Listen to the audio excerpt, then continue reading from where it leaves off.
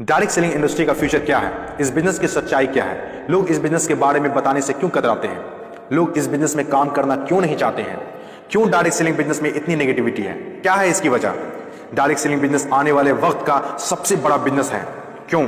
अगर आज आप दूसरी कंट्रीज को देखें, जो कंट्रीज आज डेवलप्ड है, उन सभी कंट्रीज के अंदर डायरेक्ट सेलिंग बिजनेस का बहुत ज्यादा प्रायोरिटीज दी जाती है, क्योंकि डायरेक्ट सेलिंग बिजनेस लोगों का बिजनेस है और जब तक दुनिया में लोग रहेंगे तब तक ये बिजनेस चलता रहेगा, क्योंकि ये बिजनेस लोगों पर डिपेंडेड है। जब तक लोग खाते रहेंगे, नहाते रहेंगे, कपड़ा पहनते रहेंगे, तब तक ये बिजनेस आपका चलता रहेगा। अपने इंडिया में कुछ लोग इसे फंसाने का काम बोलते हैं और कुछ लोग ये मानते हैं जिनके पास करने को कोई काम नहीं होता वे लोग ये काम करते हैं। मैं उन सारे लोगों से सहमत हूं, क्योंकि उन लोगों के पास अभी तक इस बिजनेस का प्रॉपर नॉलेज नहीं पहुंच पाई है। ये हम लोगों की जिम्मेदारी है कि इतनी पावरफुल और ब्यूटीफुल इंडस्ट्री के बारे में लोगों को समझाएं। दुनिया में कुछ ऐसे भी काम होते हैं जो लोगों को आसानी से समझ में नहीं आते हैं। एक छोटा सा एग्जांपल देता हूं।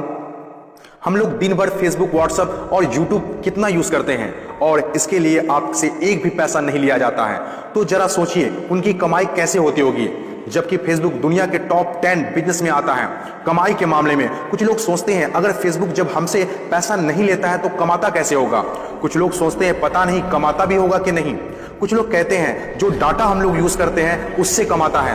डाटा का पैसा सिम वाले को जाता है, जिसका सिम हम लोग यूज करते हैं, चाहे वो एयरटेल हो या जियो हो। ना तो जानते हैं और ना ही जानना चाहते हैं कि कमाई आखिर कैसे होती है। दोस्तों, सबसे पहले आपके लिए ये जानना जरूरी है कि कोई भी इंडस्ट्री कैसे चलती है और कैसे बनती है। किसी भी नई इंडस्ट्री को चलने के लिए 4 फेज से गुजरना होता है। पहला जो फेज होता है वो होता है नेगेटिव फेज, और आज direct selling industry negative phase में है। ये फेज हर नई इंडस्ट्री को झेलना ही पड़ता है। जब भी मार्केट में नया बिजनेस आता है तो लोग पहले उसे ठीक से समझ नहीं पाते हैं और अनदेखा कर देते हैं, जैसे बैंकिंग सेक्टर के साथ हुआ, इंश्योरेंस सेक्टर के साथ हुआ, टेलीकॉम इंडस्ट्री के साथ हुआ। पहले ना तो लोग बैंक में पैसा जमा करते थे और ना ही इंश्योरेंस लेते थे, क्योंकि इंडस्ट्री नई थी, लोग डरते थे, किसी पर भरोसा नहीं था। लेकिन आज देखिए यही इंडस्ट्री है जिसके बिना किसी राज्यों की कल्पना करना असंभव है। जब नई नई प्लास्टिक इंडस्ट्री स्टार्ट हुआ तो 95% लोगों ने इनकार कर दिया, ये कहकर कि यह पॉसिबल नहीं है। लेकिन उस वक्त भी 5% लोगों को विश्वास था और आज वही 5% लोग दुनिया में आगे हैं। आज हर चीज प्लास्टिक का है, जग हो या बाल्टी, कुर्सी हो या टेबल, खिलौना हो या फ्रेम, यहां तक कि डोर भी अब प्लास्टिक के हैं, जो आज से 20 साल पहले किसी ने सोचा भी नहीं था। आज direct selling business negative phase में है, इसीलिए इतनी सारी नेगेटिविटी है। और जब ये पॉजिटिव फेज की तरफ बढ़ता जा रहा है, नेगेटिव फेज में होने के बावजूद भी इस इंडस्ट्री ने कई लोगों की जिंदगियां बदल दी। दूसरा जो किसी भी इंडस्ट्री को फेस करना होता है वो दूसरा फेज होता है पॉजिटिव फेज।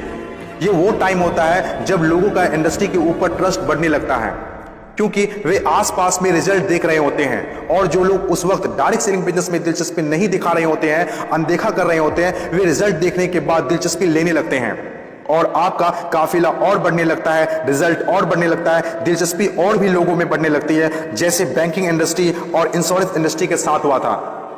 बैंकिंग इंडस्ट्री का वैल्यू तब पता चला होगा लोगों को जब किसी का पैसा घर में सुरक्षित नहीं रहा होगा। इंश्योरेंस के वैल्यू तब लोगों को पता चला होगा जब किसी के एक्सीडेंट होने के बाद उसके घर वाले को पैसा मिला होगा। तीसरी जो किसी भी इंडस्ट्री का फेज होता है वो होता है ग्रोथ फेज। जब एक बार लोगों को इंडस्ट्री पर भरोसा होने लगता है तो उनकी ग्रोथ बहुत तेजी से होने लगती है, क्योंकि ऐसे फेज में लोगों को ज्यादा समझाने की जरूरत नहीं होती है।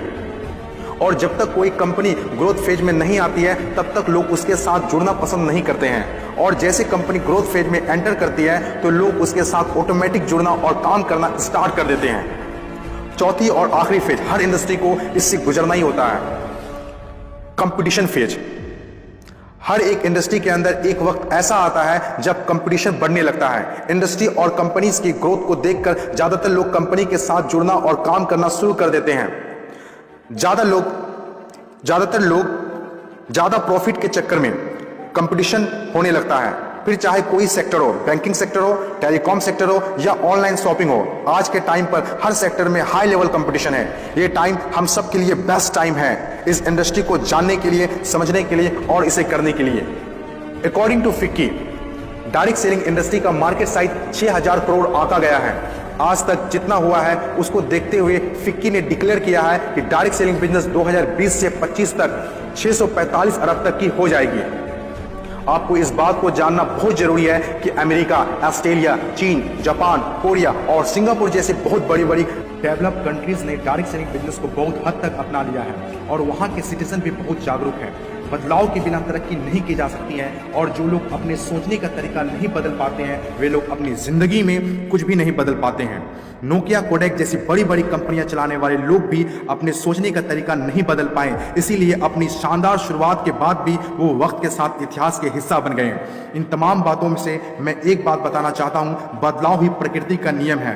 बदलना तो तय है, जो वक्त से पहले बदल गया उनकी जिंदगी बदल गई और जिसे वक्त ने बदल दिया उनकी भी जिंदगी बदल गई। फर्क साफ है, अगर वक्त के साथ बदल गए तो ठीक, वरना वक्त ने बदला तो बहुत तकलीफ होगी।